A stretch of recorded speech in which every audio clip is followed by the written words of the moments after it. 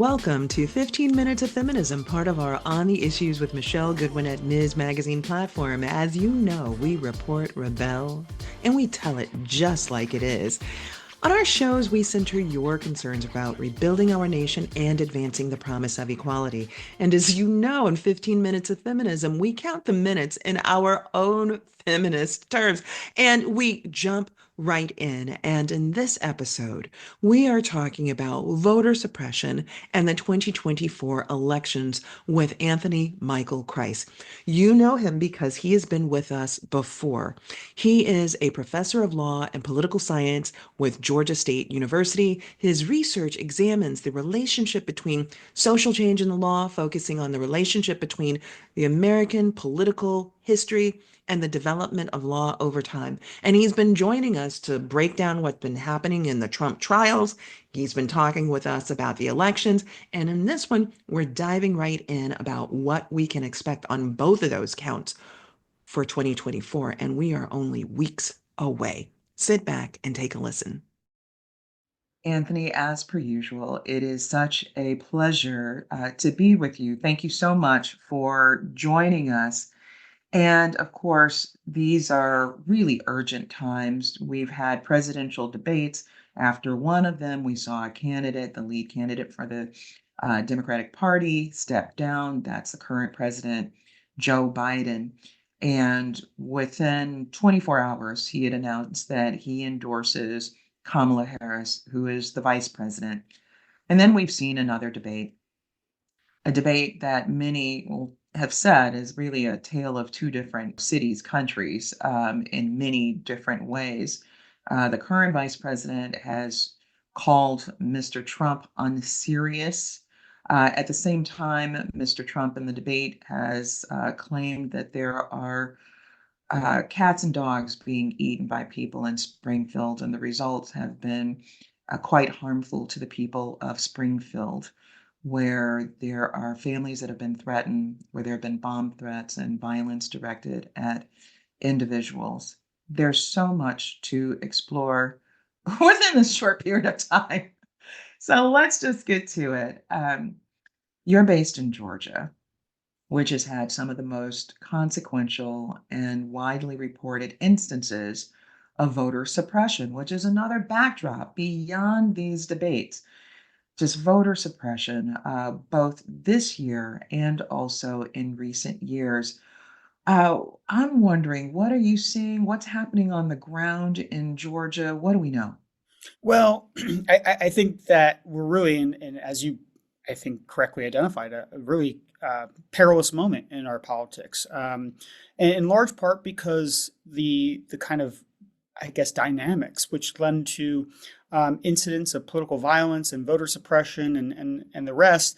The kind of motivations that people might have to engage in that seem to be laid out with increasing kind of, I guess, well, let's just put it this way. Donald Trump seems to not be really doing his part to cool the temperature down, right? It's just ratcheting it up, ratcheting it up. And I think while that part is very much cultural and there's a lot to talk about that, right? We could have days to talk about that. The other side of the coin is that there are people who are now attempting to grab these kind of structural institutions that have oversight power of elections, and attempting to kind of rework some of the rules in Donald Trump's favor. And part of that is I think coming from a place that's also not unrelated to that cultural phenomenon, right? Because so much of these allegations that came out of Georgia and some of these other swing states in 2020 about voter fraud and allegations of wrongdoing and misconduct were really focused on places of Black political power, right? And so there are, some of these the big lie and the election conspiracies that we saw lodged towards major metro areas, but in particular Atlanta and Fulton County, right? These conspiracy theories cannot be disaggregated from the racial cultural dynamics that we kind of very loosely brushed on, like the things that are happening in Springfield, Ohio. Well, it looks like 4 years ago, we did an episode in October of 2020 that was sick and tired of being sick and tired, voting rights and voter suppression. Had Kristen Clark on that episode. Judge Glenda Hatchett, Ashley Woodward, Henderson. And so one could say, well, okay, that was 4 years ago. Maybe we're doing better now. But here's a headline. Lone Democrat on Georgia election board issues chaos warning. What is that about? Can you give us some insight in terms of what the concerns are that are being raised in Georgia and really after that across the country?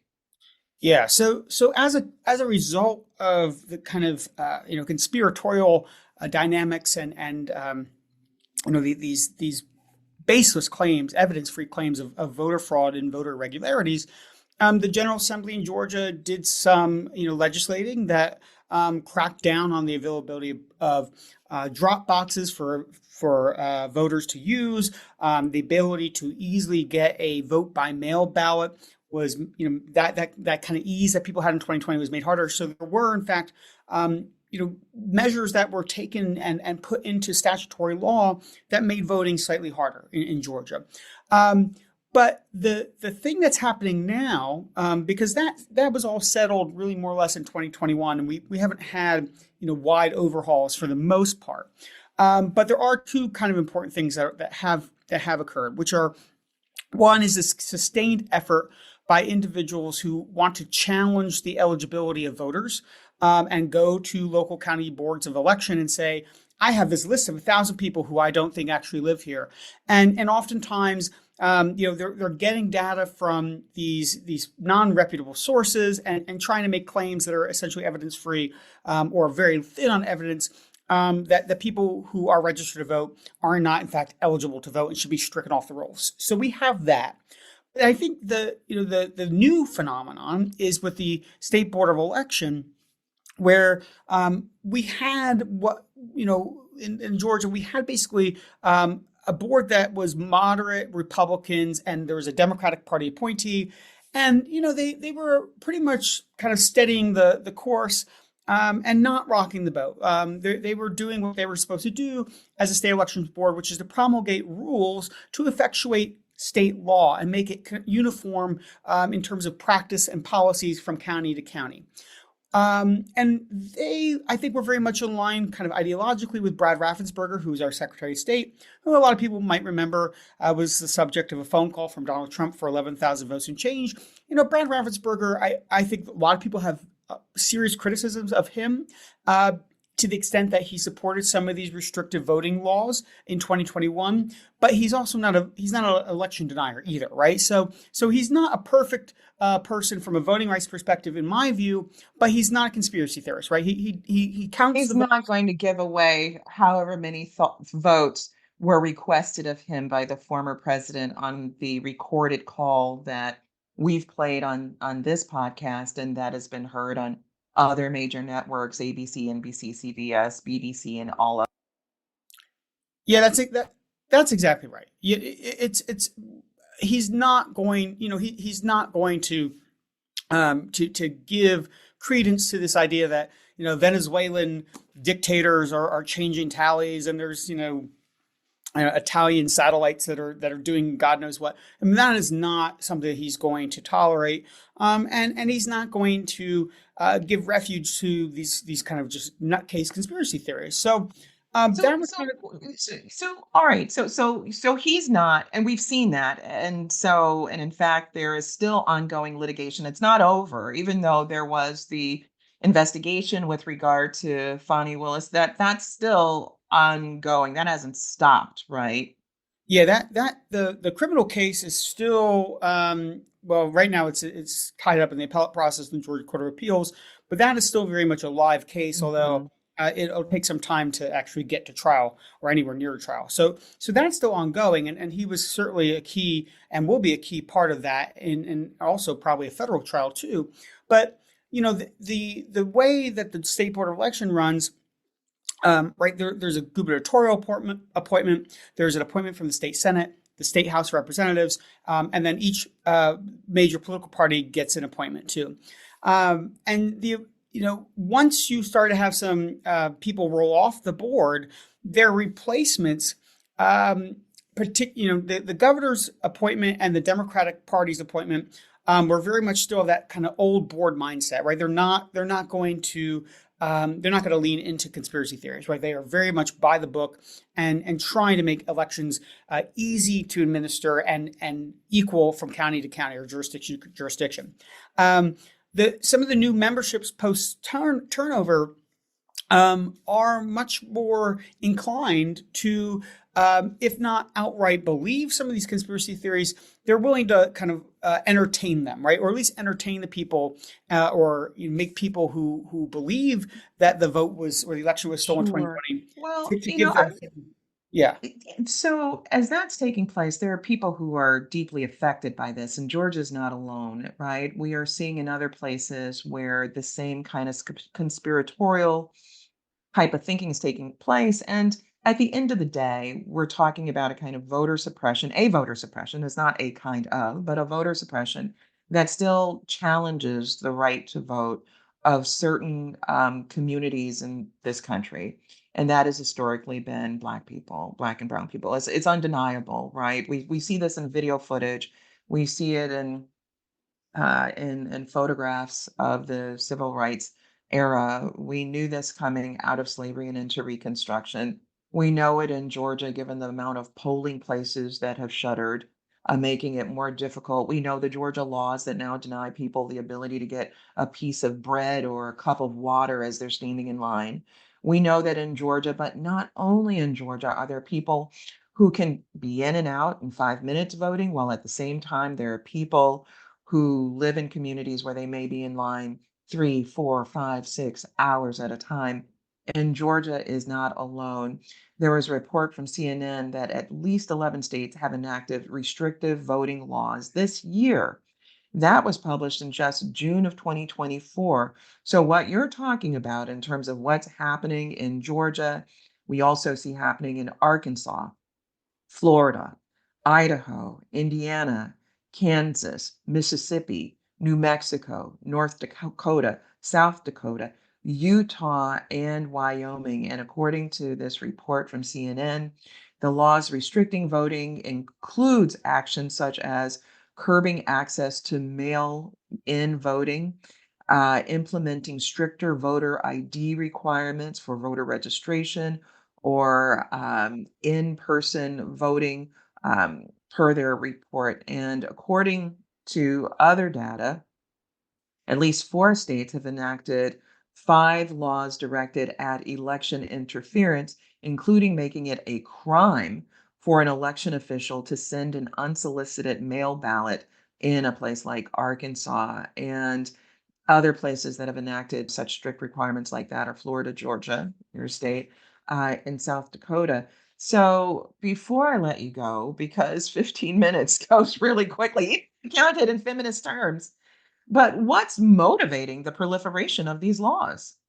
Well, I think a large part of it is just really race. I think it's the new uh, budding coalition that Joe Biden forged in 2020, which brought together a realignment of sorts, where you have voters in the urban centers of the United States coming together with voters in the suburban parts of the country, which normally or historically, since the Reagan Revolution, you had a bit of a split, right, between urban and suburban voters. And now that you see this coalition forging, and largely along educational lines too, right, that's a big part of this. There is just a disbelief that could, right, that kind of realignment was happening, and part of the reason why Georgia was so hyper focused by Donald Trump, or Donald Trump was hyper focused on it. I think it was just because of disbelief that you could have white suburban voters in the Atlanta metro area, forming a coalition with Black voters who are about 30% of the electorate, and who came out in great numbers to support Joe Biden. And so the idea that, like, Georgia, right, this state that I guess Republicans just thought they would never lose in their lifetimes, the fact that it's now competitive and in fact out of reach, is I think a huge it's a huge shift in our politics. And so, of course, that dynamic's being replicated everywhere, right?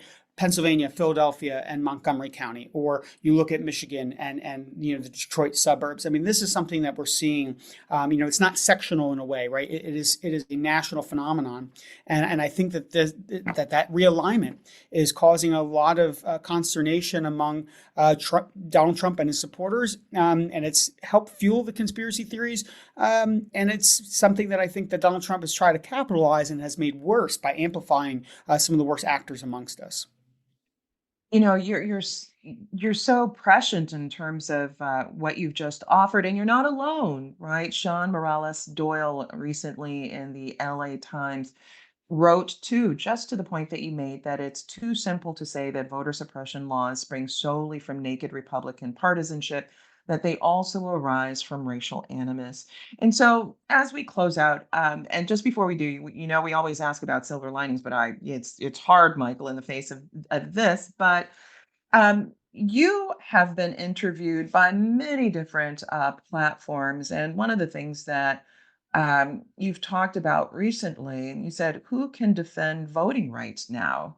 An appeals court ruling sharply limited lawsuits looking ahead to the election, right? So there's this sort of question that, earlier this year, civil rights groups chose not to appeal a ruling from a lower court that it determined that only the federal government, not private citizens or civil rights group, could enforce the 1965 Voting Rights Act. Well, how is this going to impact the legal landscape around voter suppression? And I know that this is an issue that you've spoken to. Yeah, I think the lesson here is the courts are not going to do the job that people once expected them to do. And not only do you have the Eighth Circuit's opinion that really limited in many respects the ability to enforce the Voting Rights Act, but that we have recently the Fifth Circuit is going to hear a case out of Mississippi about election rules too, and that could potentially affect this year's voting. Now, of course, if the Supreme Court upholds its or sticks to its word, and this principle called the Purcell principle, right, which basically says you can't change election rules too close to an election, hopefully that won't the potential catastrophe to mix things up and mess things up won't come to fruition, but the danger is there. And so I think the lesson is that courts and litigation aren't the end all be all. In fact, sometimes it might be more dangerous to pursue a litigation strategy than it is to pursue different strategies. The key here is getting people to register to vote and to vote.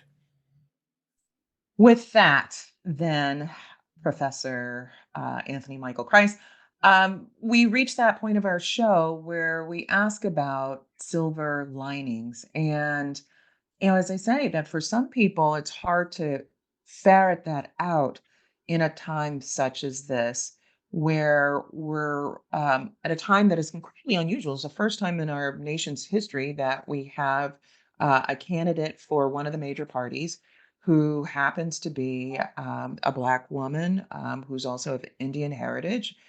For some people, it's a dream that they could not have imagined before.